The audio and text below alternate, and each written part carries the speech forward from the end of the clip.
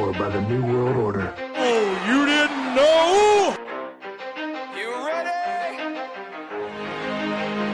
Let's go!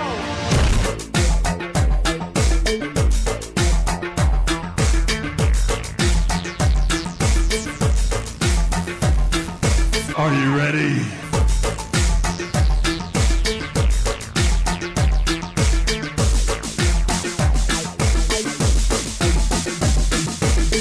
I said, are you ready?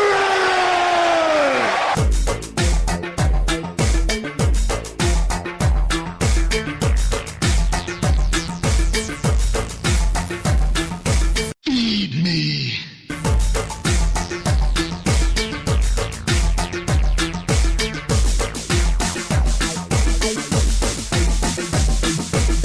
All right, ladies and gentlemen, boys and girls, children of all ages, my name is Big Daddy Cool Vinny Apicella, and I'm here with you with another assault, live assault to your audiological senses known as the Sportswire.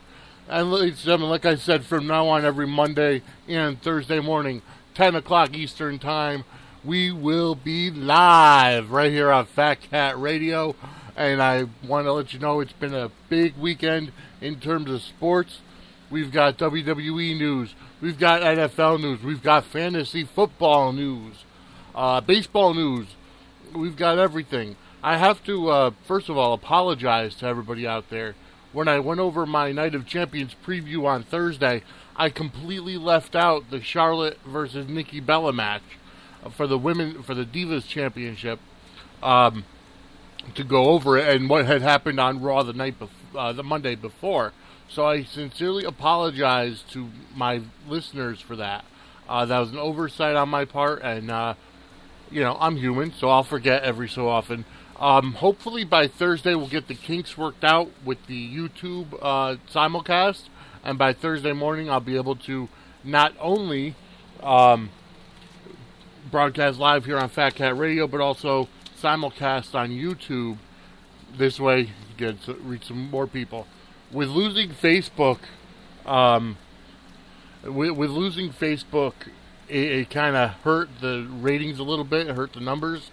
So anybody who gets this on Twitter or Pinterest or wherever else you can hear us, SoundCloud, definitely share the heck out of it. Get some more listeners, because the more promotion I get, the better off everybody else is. And I still am in a dogfight with Facebook over the Facebook account being disabled.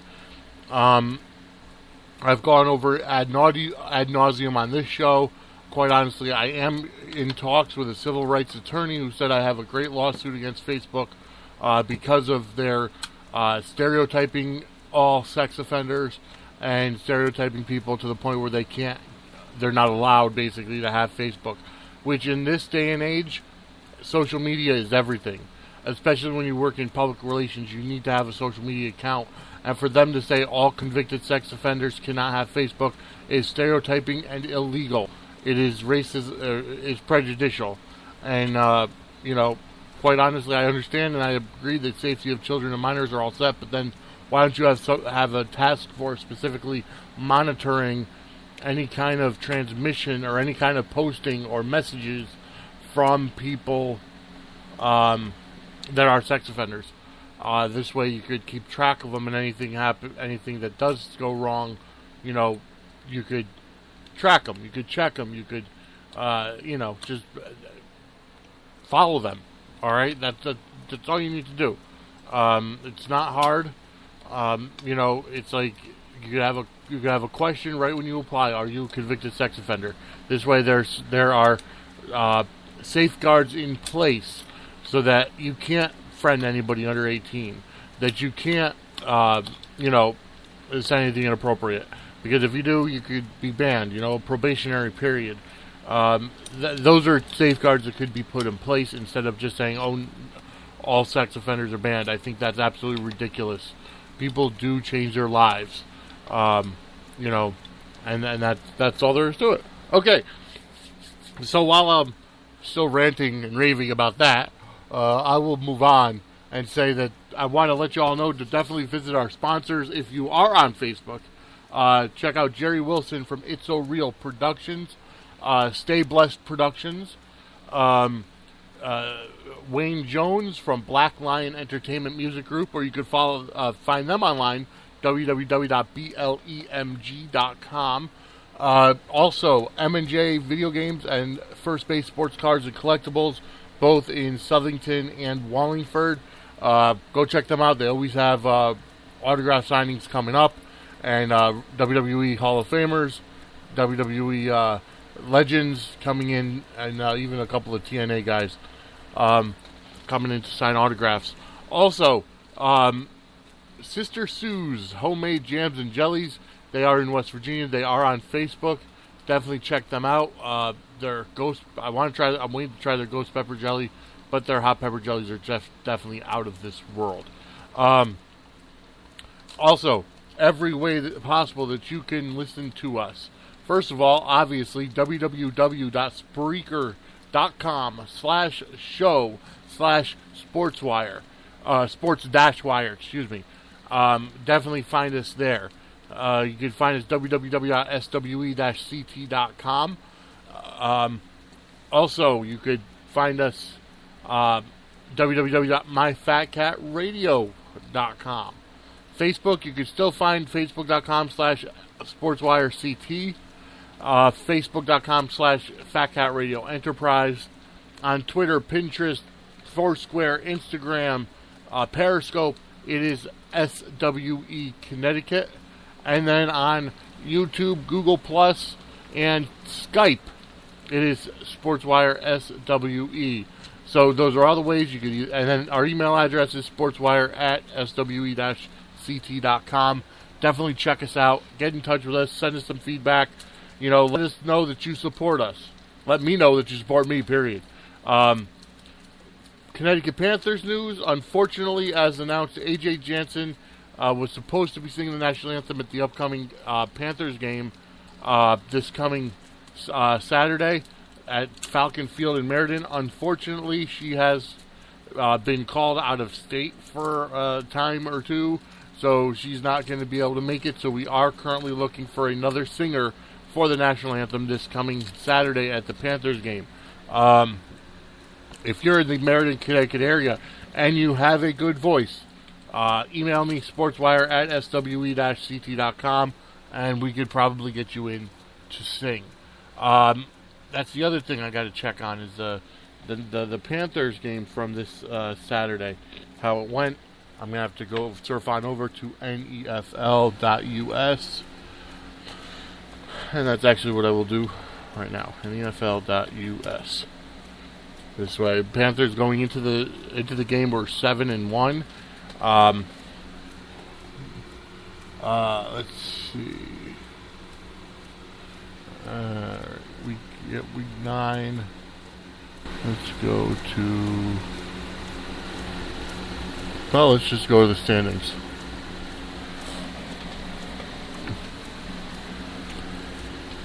They're 8-1, so they won. They did defeat the Knights. Let me find out if I could get an actual score. The Militia also won 34-0 over the Brawlers. Panthers. Where are we? Ooh. Can't find them. Tigers.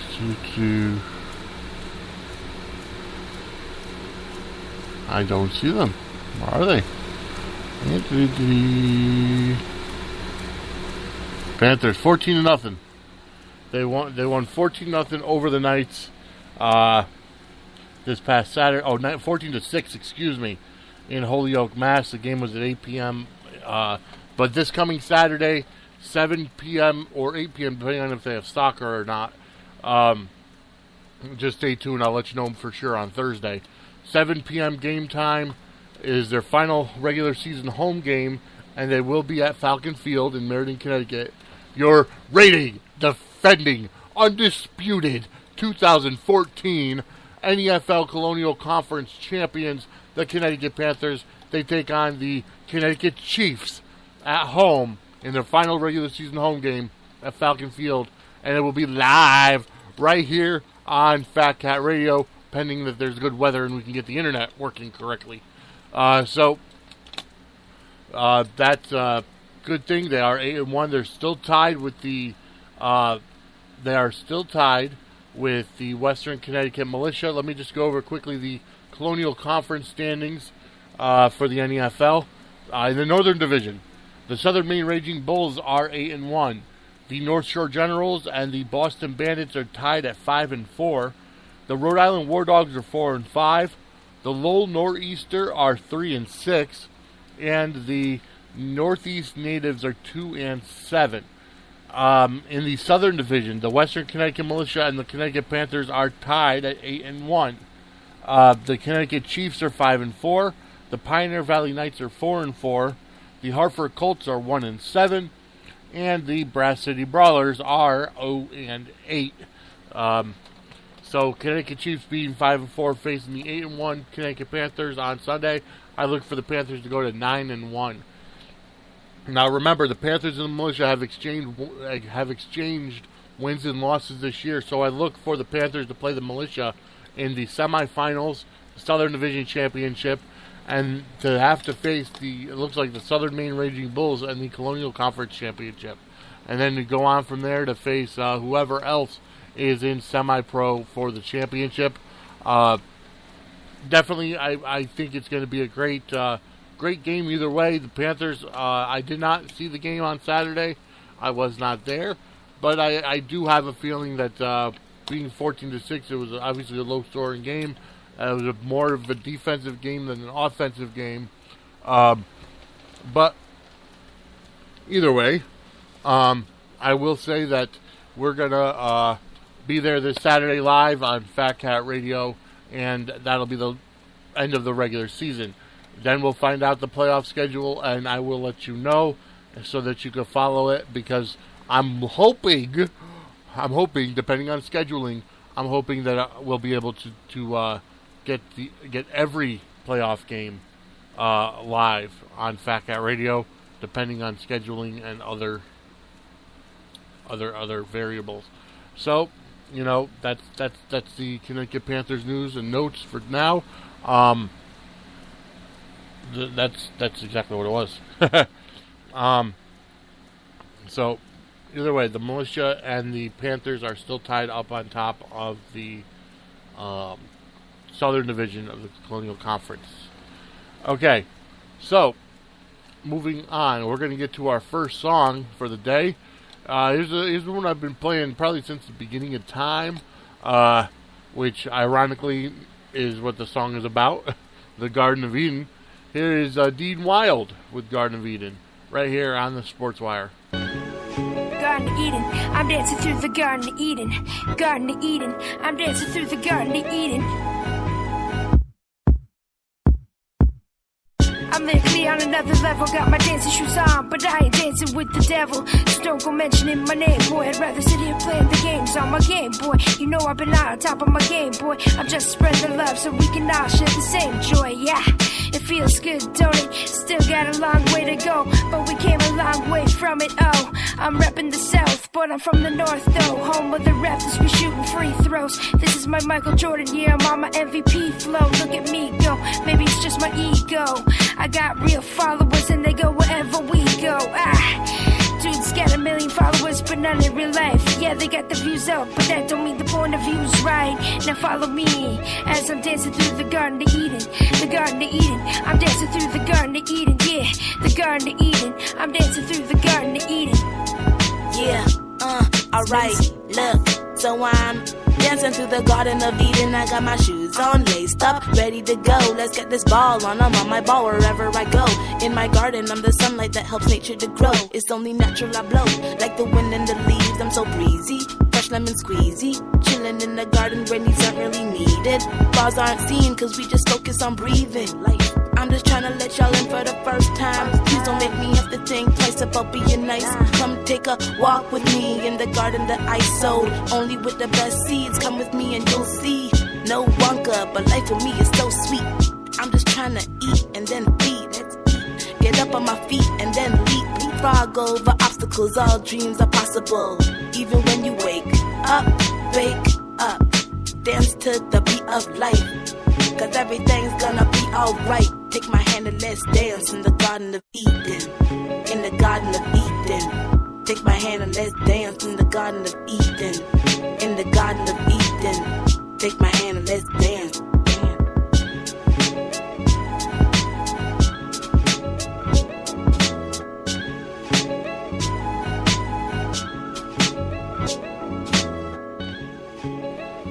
Alright, and that was Dean Wild with Garden of Eden, right here on the Sportswire. There's been a lot of talk. Now, I did say that we're going to be doing a lot of sports talk today, and I promise you on that we will. But I do have to, because the Sportswire always goes on a tangent. I just saw something in the Connecticut News Junkie, that Elizabeth Esty and Representative Himes proposed amendments to keep Planned Parenthood funded. And here's the deal. Now, I will say this. I feel that,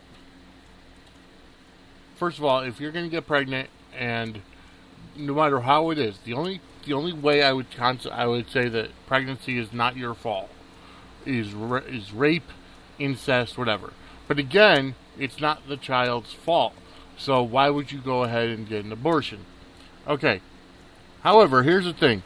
Planned Parenthood, it has come out publicly that Planned Parenthood has been selling aborted fetuses to, I guess, science labs or scientists to harvest stem cells from. Now, I don't know necessarily how I feel about that. Stem cells, from what I've heard, are really, are really obviously necessary, and they help with healing stuff. But to take an aborted fetus, I don't know, you know. But anyways, here it is. I think it's sick because they sell body parts and all that kind of stuff, and that's just nasty. Anyways, I'm reading this off ctnewsjunkie.com. The U.S. House voted Friday to defund Planned Parenthood, but not without some pushback from Connecticut's congressional delegation. The House voted 241 to 187 in favor of legislation to strip Planned Parenthood of all federal funding for a year, while allegations over the organization's handling of fetal tissue can be investigated. This summer, an anti-abortion group released 9 videos purporting to show Planned Parenthood executives discuss how aborted fetus tissue is transferred to scientific researchers. Planned Parenthood and its supporters say the videos have been edited to make the organization look bad. That's a big possibility. I will say that. You know, this day and age where anything could be just about photoshopped or video edited with your iPhone, it's a possibility. Going on, only 3 House Republicans voted against the measure. Representative Charlie Dent, Republican of Pennsylvania, Representative Robert Dold, Republican from Illinois, and Representative Richard Hanna, Republican of New York, while 2 House Democrats, Representative Dan Lipinski, Democrat from Illinois, and Representative Colin Peterson, Democrat of Minnesota, voted to suspend funding for Planned Parenthood.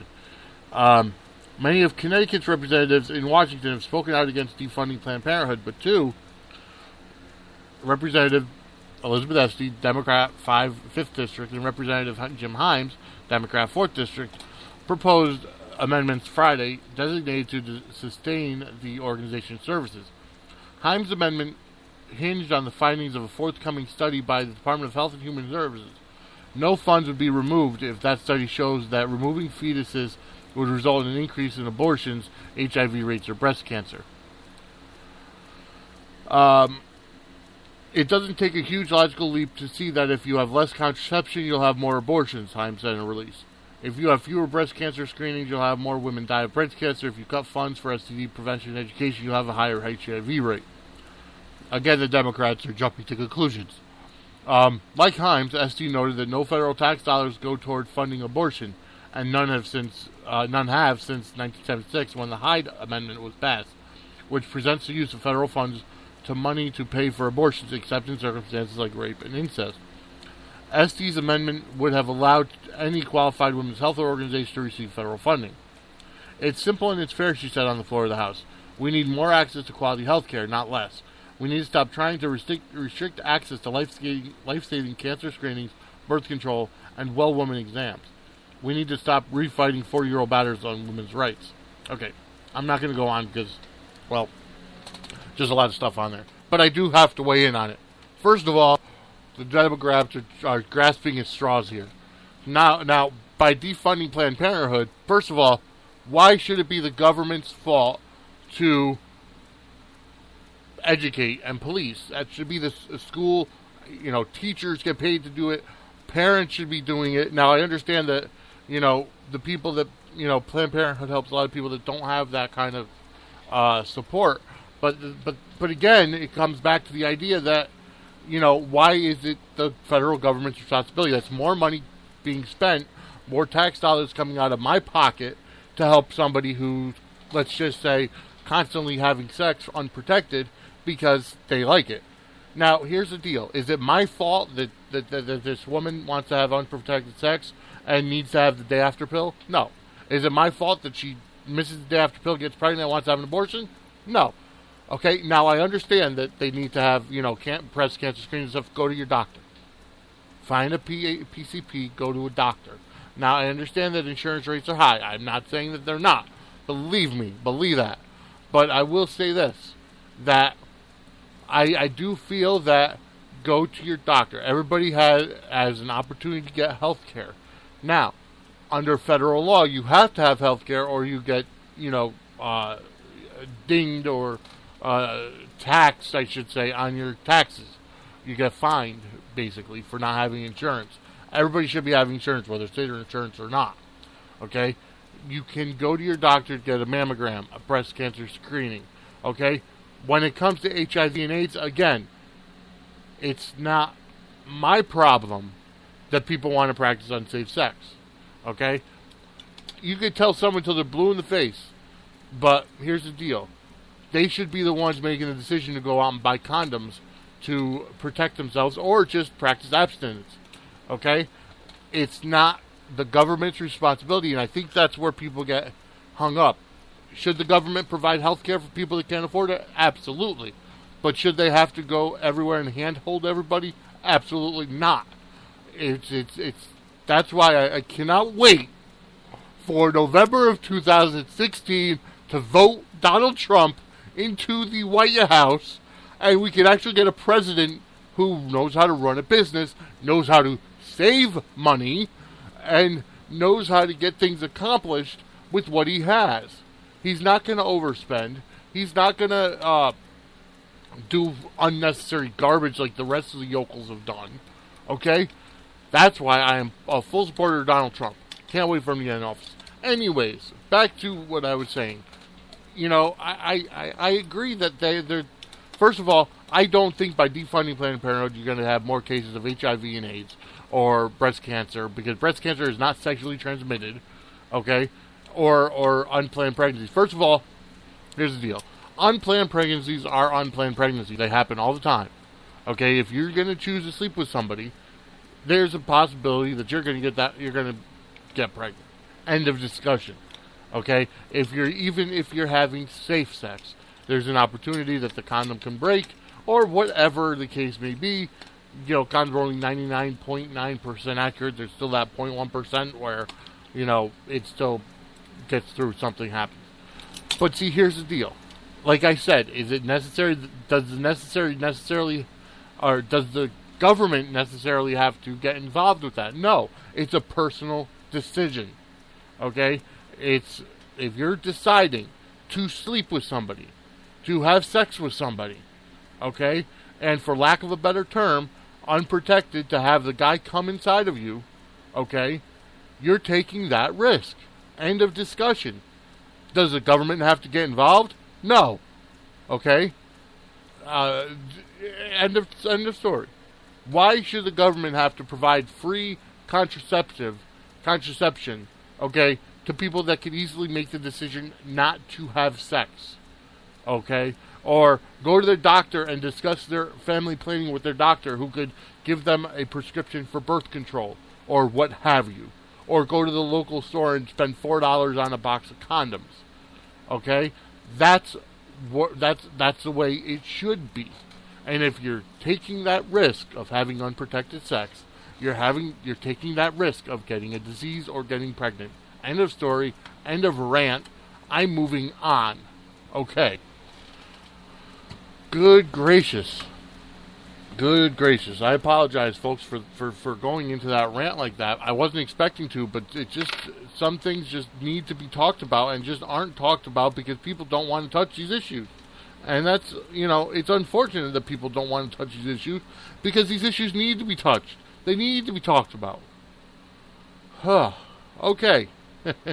Anywho, I will move on. All right. NFL, week 2. Okay? Week 2. Couple of big injuries. Well, last week, that Dez Bryant went down with an injury for the Cowboys, so he's going to be out for a few weeks. I think it was his Achilles tendon or something painful. Tony Romo has a fractured left clavicle. They did win. They're 2-0 in the NFC East, the Cowboys, but he's going to miss about 8 weeks, 6 to 10 weeks. So he's with Dez Bryant and Tony Romo out. The Cowboys are going to have a tough time holding on to first place in the East, even though the NFC East is probably one of the weaker divisions. The Patriots are still the team to beat. They're 2-0. They are definitely the class of the AFC East. We do have a game tonight. I believe it's Indianapolis and San Francisco, if I'm not mistaken. Hold on, let me. I know it's Indianapolis. Who are they playing though?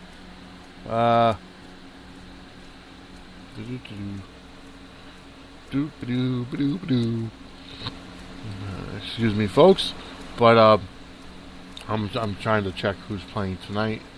It is the Jets. I'm sorry, the Jets at Indianapolis, and so hopefully Jets are well. Let's see if I can get to. Okay, so we got the final scores here. So Cowboys beat the Eagles 20-10. They lost Romo, obviously, with a fractured clavicle. Okay. The Raiders, they beat the Ravens 37-33. The Patriots beat the Bills 40-32. Let's see. The Steelers crushed. That's right. I forgot they played the 49ers. The Steelers crushed the 49ers 43-18. More on that later. Because of Ben Roethlisberger's on my fantasy team. The Minnesota Vikings defeated the Detroit Lions 26-16. All right, so let's get on to standings. Let me find out. Let me see. Standings. Here we go. Doo. Sometimes you gotta wait. Here we go. AFC East. The Patriots are in first place, 2-0. The Jets, obviously playing tonight, they're 1-0. The Buffalo Bills and Miami Dolphins are both 1-1. The Cincinnati Bengals, are 2-0 in the North. The Cleveland Browns and the Pittsburgh Steelers are 1-1, and the Baltimore Ravens are 0-2. Holy crap! The Jacksonville Jaguars are tied for first place in the AFC South.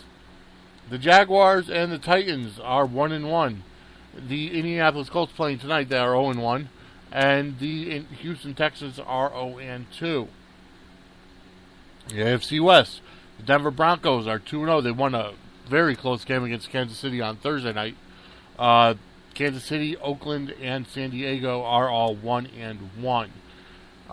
In the NFC East, Dallas Cowboys are 2-0. Washington Redskins are 1-1, and the Giants and the Eagles are both 0-2. The North team, the NFC North, Green Bay Packers are 2-0. Minnesota Vikings are 1-1. The Lions and the Bears are both 0-2.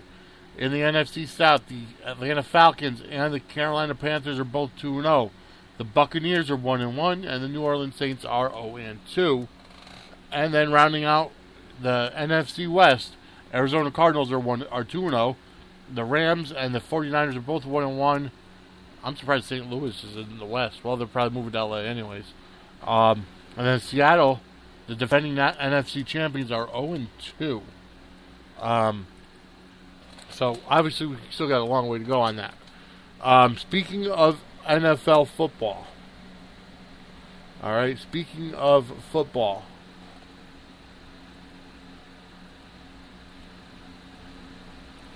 Let's see. Yeah, speaking of football.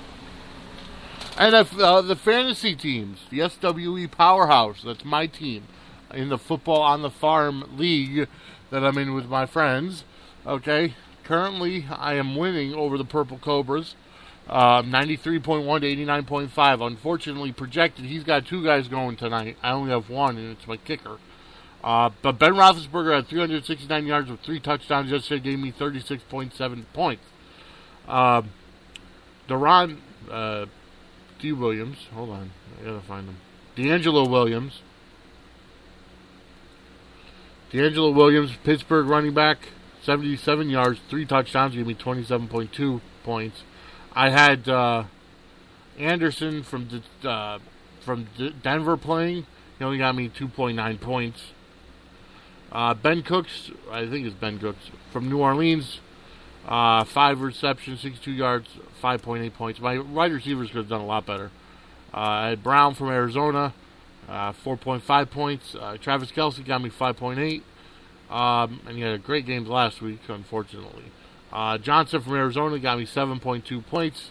He was my flex. The Rams defense only got me 3.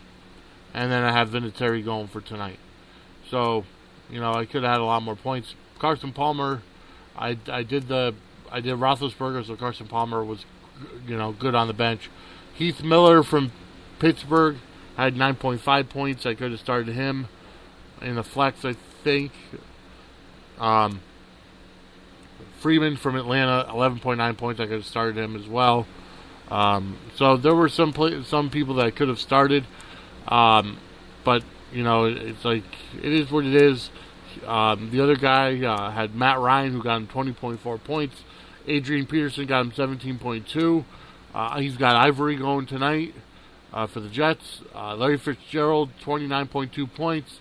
He's got Marshall going for the Jets tonight. He's got Jason Witten, 5.6 points. Then he had Hill from Cincinnati, 0.1 points, and that's it. So that helped me out a lot. The Bengals defense, he had 9 points. And then Walsh from Minnesota, the kicker, 8 points. So right now I'm leaving 93.1 to 89.5. However, projection, he's got 108. I've got 101. So who knows how that's going to turn out. But we shall see. It is a new day. And, so we'll see. It's, going in Indy and the Jets. Hopefully Indiana has a breakout game. That's all I will say on that. Okay, so we're going to get to our next song. It is Bottle by Second Skin. They've been playing them all the time. Here we go. Here's Second Skin with Bottle on the Sportswire.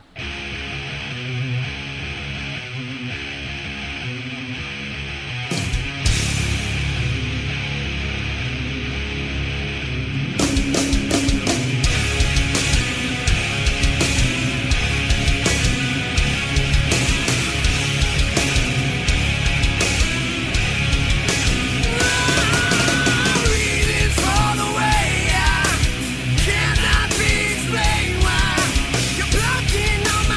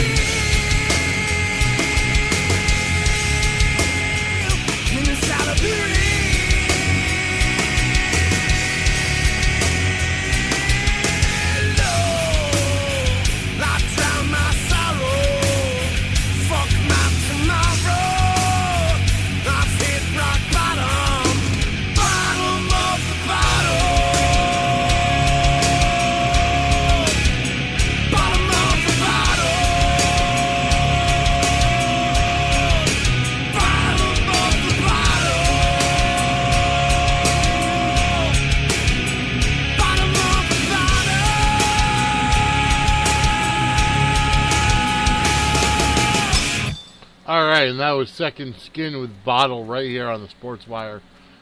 Great band. I was introduced to them by, again, Big Lou, God rest his soul.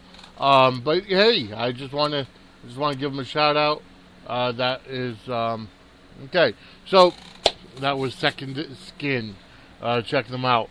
All right. So what else are we gonna go over today on this live Sportswire? I love it. Every Monday and Thursday, 10 a.m. Eastern Time, live Sportswire. As always, you could remember. As always, you can subscribe to us on iTunes. Go to iTunes. Obviously, go to iTunes. Open your iTunes. Go to the podcast page in the iTunes store. You search Sportswire. Look for our flame logo. Subscribe, and that's all you got to do. And then you will get every episode of the Sportswire delivered directly to your listening apparatus, be it the iPhone, the iPad, the iPhone, the iPad, the iPod, or just iTunes itself on any kind of computer. And you can put it on your MP3 player and listen to the Sportswire while you're working out. Or while you try to go to sleep. Either way you want to look at it. But hey, you know what? And every Monday and Thursday, and then every game that we broadcast for the Connecticut Panthers will also come directly to your listening apparatus. So, folks, last night, WWE Night of Champions. Okay, I will say this: I watched the event from start to finish, and it was a fantastic event. Now, I don't necessarily agree with how it was laid out. I feel like Seth Rollins, they wanted to prove that he's the man, or whatever the case was. I feel like they should have had John Cena and Seth Rollins for the U.S. title at the first match, the opening of the show, and then Seth Rollins and Sting give Seth Rollins some time to, relax or rest up, get back into, shape or get to recover, and then come back out to the main event. That would give them 2.5 hours of rest time. But they didn't do that. They decided to have Cena and Sting go back to back. But we do have 3 new champions coming out of Night of Champions. Okay, on the kickoff show was Stardust and the Ascension against Neville and the Lucha Dragons. Stardust and the Ascension ended up winning. The Cosmic, or the Astral Alliance, I think they're calling themselves. It was a good match. Stardust and the Ascension won that match. It was a good match. The feed was kind of choppy, as always with the WWE Network. There are times where, the bandwidth just isn't there and it just pauses. Of course, it's kind of sad when you're watching a match and the app sends a push notification to your phone saying the result of the match. And you're like, "Aw, you just spoiled it for me." But either way, it was a good night. It was a good show. Going over the results of it, like I said, we have 3 brand new champions. And unfortunately, the Dudley Boys are not tag team champions. The New Day ended up winning. They won the titles, or they kept the titles, I should say. And it was simply because of Xavier Woods got involved as always. Actually, that's right. The Dudley Boys did win, but by disqualification. They hit Kofi Kingston with the 3D, went for the pin. Xavier Woods came in and caused a disqualification, unfortunately. So they know how to cheat. They're over as heels, and they just cost the Dudleys the titles that way, unfortunately. So that was it was a good match though. It really was. So I'm going off the WWE app right now. Which I have on my phone, and I really enjoy it. So I'm going off my WWE app right now, and I'm gonna go the Cosmic Wasteland. That's their team name. They defeated Neville and the Lucha Dragons, and then the opening match, Kevin Owens defeated Ryback for the Intercontinental Championship. Ryback was going for the Shell Shock on Kevin Owens, but Kevin Owens raked the eyes, fell on top of him, and pinned him 1, 2, 3. Good match. And I'm glad they're giving Kevin Owens a push. They gave him the title, early. He deserves it. He's a great talent. After his run with Cena, he kind of got pushed back a little bit. But now that he's got a title, you can get Cesaro in the IC title picture, and Ryback will stay in the picture. So I think, get Big Show out of that picture. Get the Miz out of the picture, because the Miz is, he's a great wrestler, but I think he's going to be more on the public relations side because of the acting, and that's more what he wants to do. Big Show doesn't need to be in any title hunt right now, especially because he's on the end of his career. Dolph Ziggler beat Rusev, and it was simply because Summer Rae got up on the apron and for some strange reason went to throw that's right, she got kicked out of the match for interfering or being a nuisance or distraction or just being plain old ugly. Yes, yes, I feel like I'm not a big Summer Rae fan.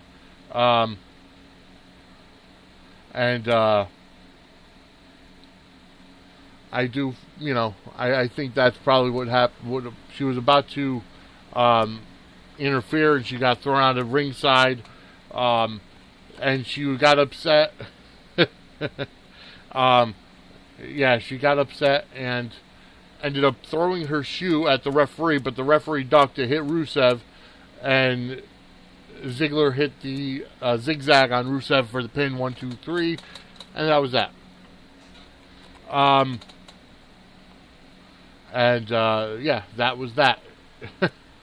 And then Rusev was obviously upset. And they're scrapping the whole, from what I heard, they're scrapping the whole Ziggler-Lana storyline because Lana's out for 4 months with a broken wrist. She had to have wrist surgery. So they're scrapping that. So they had Dolph Ziggler give Summer Rae a kiss on the hand on the way out. Rusev left without her. She was left sitting on her butt on the concrete, just upset and crying. I'm not a huge Summer Rae fan. I think she's great in terms of acting, but not in the ring. So it was a good match. It was a good outcome. I thoroughly enjoyed the ending. But Summer Rae definitely got the sympathy, but everybody was happy that she was the heel, and left out to dry. And then the Dudley Boys, like I said, they defeated the New Day by disqualifications, so New Day kept the title. They had hit Big E with the backwards 3D, or, the double backbreaker, neckbreaker combination, and then they hit Kofi with the regular 3D. They went for the pin, 1, 2, and then Xavier Woods came in and interfered. So that's, unfortunately, that's how it is. The heels get under your skin. But then, the Dudley Boys got beat down a little bit. The New Day brought a table into the ring, and they were going to put the Dudleys through the table. Well, the Dudleys outsmarted them, and they put Xavier Woods through the table again. So that was that. That was a good match, back and forth. I like the New Day as heels because I think they really got it. They have the psychology down for, for what they're doing. And they're trying to be the heel tag team that they have to be. And, I know that they have the quote-unquote New Day rules or the Freebird rules, but I never see Xavier Woods wrestling. I only see him on the outside with that freaking trombone that you want to ram up his where and just tell him to shut up. He reminds me of Jimmy Hart, and Jimmy Hart was one of the greatest managers with the megaphone. So he's got it going on. He's got a good thing going on right there. All right, now moving on to the Divas title, which I still say they need to get rid of that freaking title, the Divas title. Go back to the women's title. Anyways, Charlotte won. Charlotte finally defeated Nikki Bella with the figure 8 and had Nikki tap out. Great night, great match. Then Ric Flair came down to the ring and then celebrated. Charlotte ends the 301-day reign of Nikki Bella, which I am so happy. Now maybe Charlotte could hold it for a year, and actually bring some legitimacy to the title rather than just being a belt.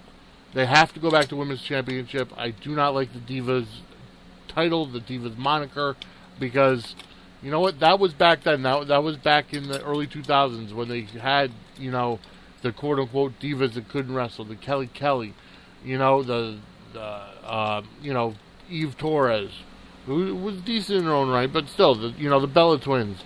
You know, I'm anxious to see how long the Bellas are going to last now that they actually have to wrestle, rather than just pull hair and have 2-minute matches. That match was actually very good, and I have to give Nikki credit for holding up with Charlotte. But I think the Bellas, unfortunately, over the past year, have flipped back and forth between face and heel so much, nobody knows whether they're face or a heel. They've been playing more the heel lately, but when you have 3 combustible elements, you know, you have Charlotte, Paige, and Becky, who are specifically face. You have Sasha, Tamina, and Naomi, who are specifically heel. The Bellas are in the middle, and they could go either way. However, the Bella Twins, I have to say, have been taking on more of a Sasha Banks type of character, which Sasha pulls that off. The Bellas don't need to. The Bellas should go back to Total Divas and just stay there, in my opinion. Alright, the Wyatt family ended up beating Roman Reigns, Dean Ambrose, and their mystery partner. And their mystery partner turned out to be Y2J himself, Chris Jericho, which I was surprised. I mean, that was a shocker, because Jericho had said he didn't want to perform on a pay-per-view, didn't want to perform on, you know, on TV or anything in front of... He just wanted to do the home audience, but he ended up, anyways, coming out and being the mystery partner. He ended up losing the match, though, however, because Roman Reigns hit Bray Wyatt with a spear and was ready to, had the momentum going his way. He was ready to, you know, finish him, so to speak, but then Jericho tagged himself in. He hit Braun Strowman with the, or tried to hit him with the, or he did hit him with the lion salt, tried to pin him, and, you know, he threw him off like he was a bunny rabbit. As Gorilla would say, he kicked out with authority. And, you know, tried for the code breaker, got caught, and ended up getting beat that way. And, you know, Roman and Dean Ambrose were kind of sympathetic, saying, yeah, no big deal, live to fight another day. But then Jericho kind of walked out pissed off. So I wonder if there's a Jericho heel turn, and maybe he will be back part-time on TV to kind of have a program with Dean Ambrose. So who knows? All right, after that, then Seth Rollins had a back-to-back matches, which like I said, I didn't like that thought, but it worked out. It had John Cena defeating Seth Rollins for his 5th U.S. title, tying Ric Flair's record again. Or Ric Flair has 6, excuse me. But ever since it came to the WWE, Cena has the most with 5. And I have to say, you know, it was a great match. Cena has been upping his game. He's been listening to the crowd booing him that he's only got 5 moves, but he's been doing fantastic lately. The match has been awesome. You know, there's another match where Cena was in that I heard this is awesome chants, and it wasn't just for Rollins. Okay? Cena and Rollins put on a clinic. A great match with ups and downs, highs and lows. Cena ended up winning, pulling out the victory and getting the title win. And then Seth Rollins beat Sting for the WWE World Heavyweight Championship. Sting suffered an injury in the middle of the match, a neck injury, possibly from a turnbuckle powerbomb from Seth Rollins. But it remains to be seen how long that might take him out, or if that might retire him. But he ended up finishing the match. It was just so bad that he couldn't, you know, put the Scorpion Deathlock on the right way, and Seth Rollins ended up getting the victory, for the roll-up for the victory, and it was planned that way. So Sting was able to finish the match, and it wasn't ended early. After that, Sheamus came out. They thought he was going to cash in the Money in the Bank, and he went to, but never actually got the match started because Kane came back in demon form with the mask on and chokeslammed not only Seth Rollins, but also Sheamus. So look for Kane to have another run at the title over the next few weeks. All right, big news coming out of Night of Champions as well. I'll get to that right after this next song. Here's the Scissormen. Let's go to Memphis, right here on the Sportswire.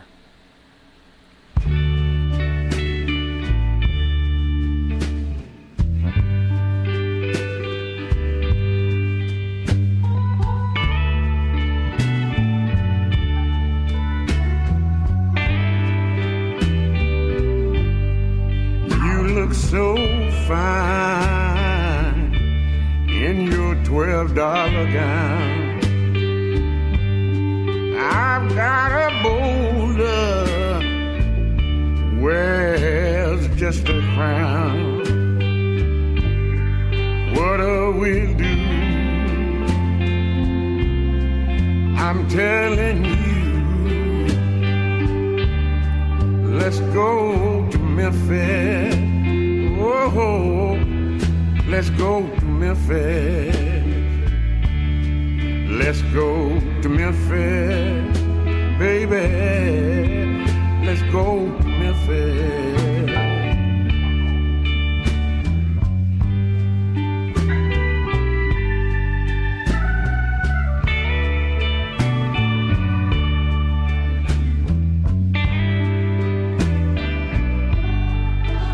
Go to be, oh, we'll paint that street red, baby. Stay up all night, oh, make love before bed. What we'll do, oh, I'm telling you, let's go to Memphis, baby. Oh, let's go to Memphis. Let's go to Memphis. Pack your bags and let's go to Memphis, baby. In the Bluff City, you're looking so pretty. Under the neon sign. People who see us will all wanna be us.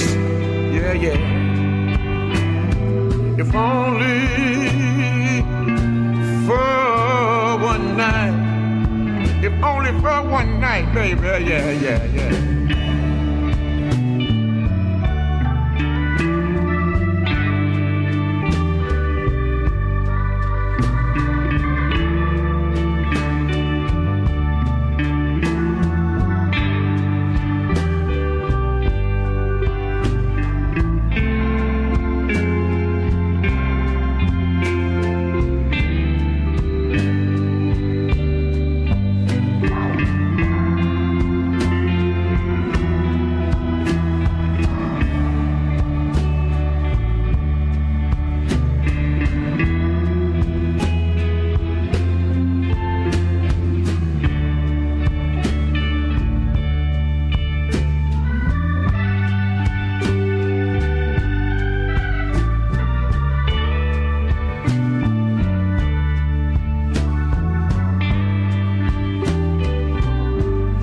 Hit the arcade, oh, have breakfast at 2. Autumn myself, Lord, and a few hush puppies too. What'll we do? Oh, I'm telling you, let's go to Memphis, baby. Oh, let's go to Memphis. Let's go to Memphis. Oh, let's go to Memphis, baby.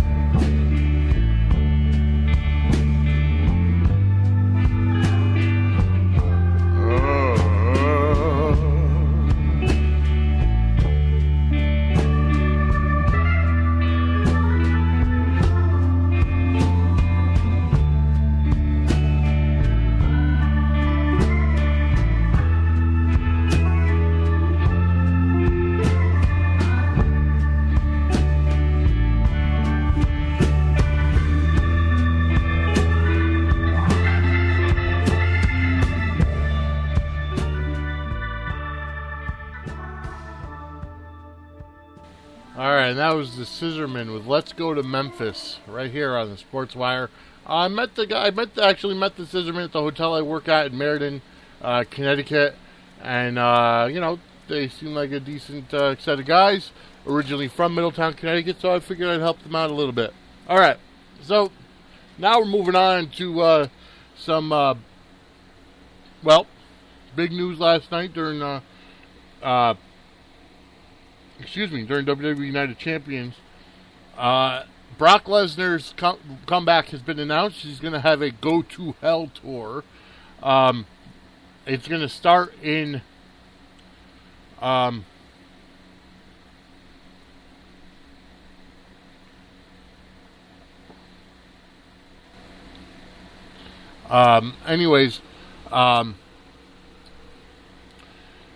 it's going to start in Madison Square Garden at the beginning of the month. Brock will be taking on the Big Show at a live event that they're going to televise and put on the WWE Network. So it's going to start there. More Nitros on demand. Very good. Let's see if I... Oh. Okay, that is. Alright, let's see if I could find it.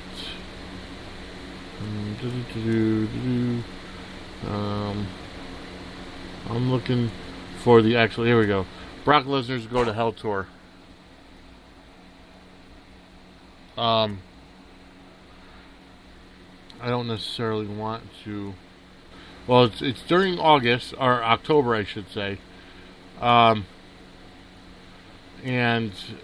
it's going to be at Madison Square Garden. And I'm looking for it, don't get me wrong. There we go. There we go. Saturday, October 3rd, it's going to be Brock Lesnar at Madison Square Garden. Brock Lesnar versus Big Show, live event. And then on October 19th, Brock Lesnar is going to be the guest of the next live Stone Cold podcast, which is going to happen on the WWE Network after Raw. It's October 19th. All culminating in Hell in a Cell, which is going to end up being the last Sunday in October, which is October 25th. It's going to be Undertaker against Brock Lesnar in Hell in a Cell, their final match, their rubber match, so to speak. So maybe the Undertaker actually win cleanly, maybe Brock Lesnar will win cleanly, but then they'll have their own, programs going into WrestleMania next year. I'm kind of shocked the Undertaker's doing another match in this calendar year. He must be in either fantastic shape or ready to hang up the boots as of next year, because he's doing so much. All right, so here we go. So that's big news coming out of the WWE land, the Go to Hell tour for Brock Lesnar. Also, I was just texting with my buddy Jay Deuce. We've been going over fantasy matchups the past week. We're just kind of texting each other, what if so-and-so faced so-and-so, there were a couple good ones. Brock Lesnar against Samoa Joe. Or, what were some of the other ones we talked about? Let me get to it.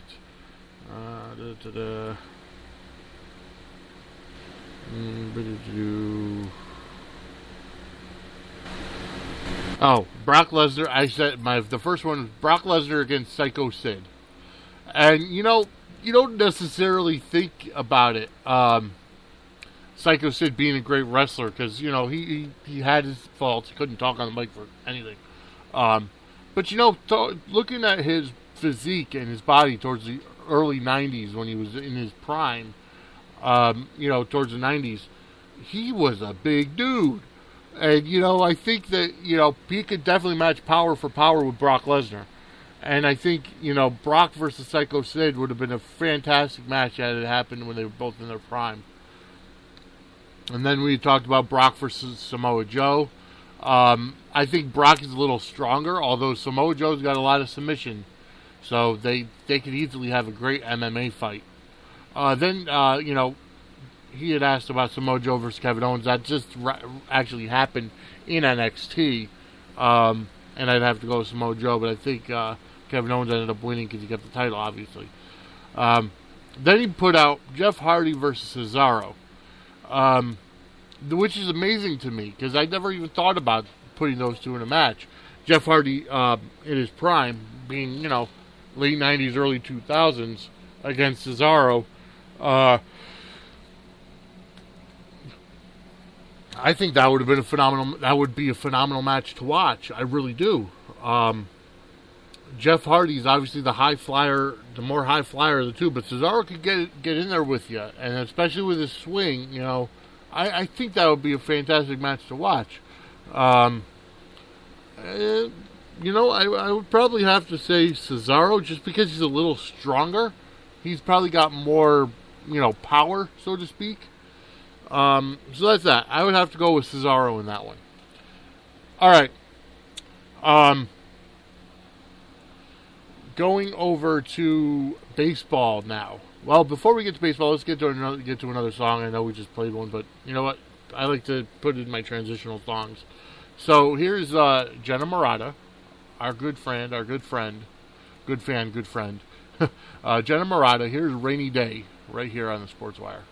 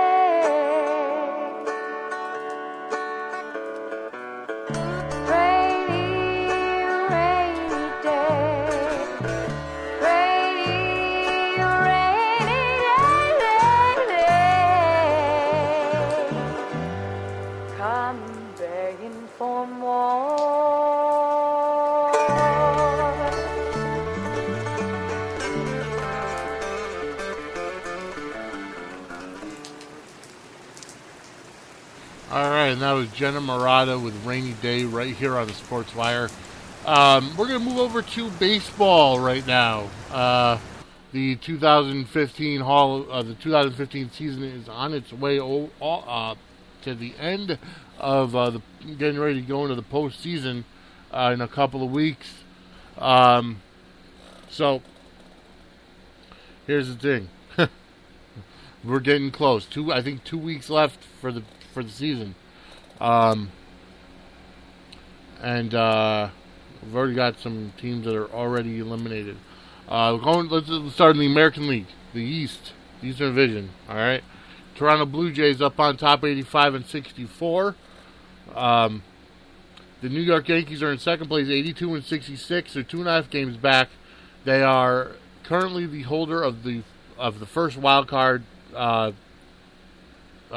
position, wild card slot, and they have a 12-game elimination number.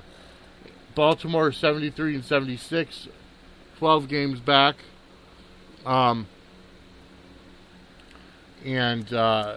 their elimination number is 2, so they'll be out by the end of the week. They're 5.5 games out of the second wild card position. Tampa Bay 72-77. They are 13 games back. Their elimination number is 1, and they're 6.5 out of the second wild card position. And the Boston Red Sox, are 71-77. They are also 13.5 games back, and they're also elimination of 1 game elimination. They could be eliminated tonight. 7 games out of the second wild card spot.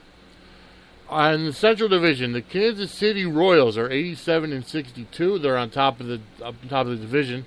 The Minnesota Twins are 76-73, 11 games back. They have an elimination number of 3, 2.5 games back of the wild card. Cleveland Indians 74-74, 12.5 games out of first. Their elimination number is 2, and they're 4 games out of the wild card spot, the second wild card spot. Chicago White Sox are 70-78. They are 16.5 games out. They are already eliminated, and they're 8 games out of the wild card spot. And the Detroit Tigers are 69-79. 17.5 games back. They're eliminated already. 9 games out of the wild card spot. In the American League West, the Texas Rangers are on top, 80-69. The Houston Astros are 79-71, a game and a half out. They have a 12-game elimination number, and they're currently the holder of the second wild card spot. That's going to flip-flop between Texas and Houston a couple times. The LA Angels are 76-73, 4 games back, 10-game elimination number. 2.5 games back out of the wild card spot. The Seattle Mariners are 73-77, 7.5 games out. They have a 6-game elimination number, and they're 6 games back of the wild card spot.